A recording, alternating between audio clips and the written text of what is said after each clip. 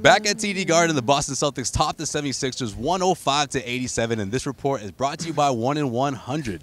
Head over to 1in100.co, your online raffle to win tickets to future Celtics games, other sporting events, and other concerts going on in the city. That's 1in100.co. Sign up today. Fellas, Kyrie Irving, Gordon Hayward.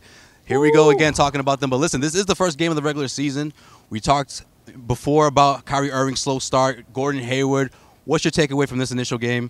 Let's start with you, Nick. Let's start with Nick, except I got to say one thing first.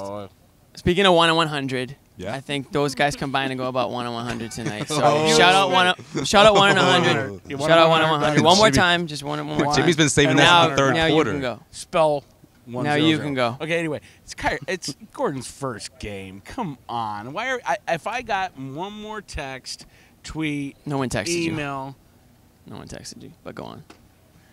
If I get one more tweet, text or email saying Gordon lost it, he sucks, he's a waste of money already, it's like one game. Give the dude a break. Now, Kyrie struggled tonight. No question about it. His worst shooting game as a Celtic. I think the second worst in his career. Okay. So Kyrie Irving definitely struggled. But the big story here, guys, is the Celtics blew the doors off the Philadelphia 76ers. Why? Because they didn't do it with Kyrie and Gordon last year. Right. They did it with guys like Tatum and Al Horford, and that's who did it tonight. Yeah, you see the depth of this team. I mean, that's something that pushed them all the way to, again, being one win away from the NBA Finals. But I think what people are going to magnify is how Gordon Hayward looked. Green goggles his body off for 1 language second, looked, buddy. Excuse me? I mean, let's face it. I'm not talking about the depth. Let's talk about the struggles that we saw out there tonight. Are you worried about those guys? I think it's the eye test. I'm not worried about Gordon Hayward, but, I mean, if you look at his body language, he's clearly not. He's far from where he needs to be. He's not going to be where he needs to be till December, probably. Are we going to do this every game until December, January? Well, you're definitely not. Nick, we're not going to have you doing it. That's for Jimmy, sure. you are really like, well, let's talk about the depth Toscano instead. is on my last nerve. Let's talk about the depth instead. No, but let's talk about the crowd. No, yeah. Oh my God, don't get me started on that. No, but for real though, I think for Kyrie, listen, bad shooting night. It happens. It's gonna happen. He said after the game that he had maybe some nerves, and you know what? Brad Stevens made a good point. It's been about 6 months since he played his last game, so chalk it up to a bad game. But Gordon's a little bit different. I mean, coming back from a much major injury, he hasn't played in so long. He might look a step or two slow out there. It was nice to see him hit those back-to-back shots after starting off a little cold. But obviously, he had a little bit of a slow preseason. I think we can all agree. And bad tonight, preseason last year too. And tonight was slow as well. So still a lot more that we need to see out of him before we can sort of exhale, I think, and say, okay, that's the Gordon Hayward that the Celtics thought they were signing when before last offseason. Right, and plus, listen, guys, Philly's not going to do him any favors. I mean, he's getting their ultimate Philly best. Stinks. I mean, Philly came out here to make a statement, and they came up short.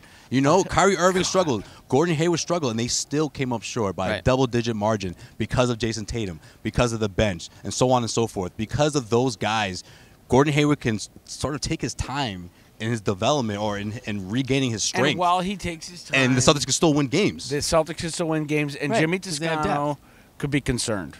No, I never said I'm concerned. I'm not like this guy's falling concerned.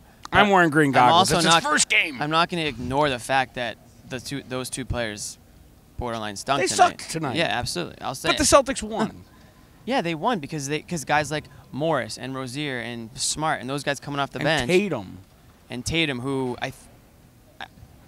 we could do a whole other video on Tatum because I think you could just keep talking about this. Could Tatum be the first option by the end of the season, or you think by the end of the season? Yeah. What game is this? He was the first option tonight. It's game one, Jimmy. Exactly. So Kyrie is not going to suck every game. Let's face it. No, he's not. But that doesn't mean that Tatum's not still going to be the first option. So could you actually imagine a team where Jason Tatum, second-year sophomore player, is the first option over Kyrie Irving? Superstar? I'm imagining it right now, actually. All right, let's wrap up with this. There's the hot take. They actually still. Before we wait a minute. Did Jimmy? I'm the hot take guy. Did Jimmy just drop a hot take? You're not the hot take guy. Well, you always say I am. Guys, let's wrap up. Dumb with take. this. Dumb take. Dumb isn't hot. Does Gordon Hayward need that game against like a team like, I don't know, the Magic? They're going to be here next week for him to go off for 17, 20 points. Is that going to shut up all the naysayers and the doubters? I mean, let's face it. They're going to.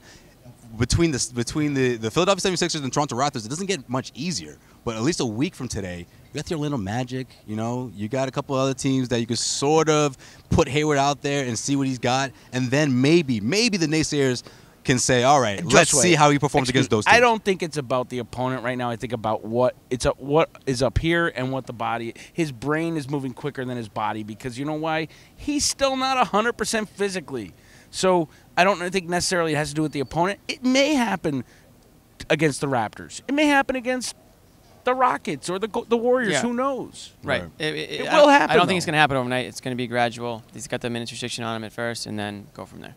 Let us know what you think. Is it in his head or is it the opponent? Which one is it? Is it still too early? For some reason, I feel like it's a combination of all three. But let us know what you think in the comment section. YouTube, CLNS Media, coming at you from TD Garden. This is the Garden Report.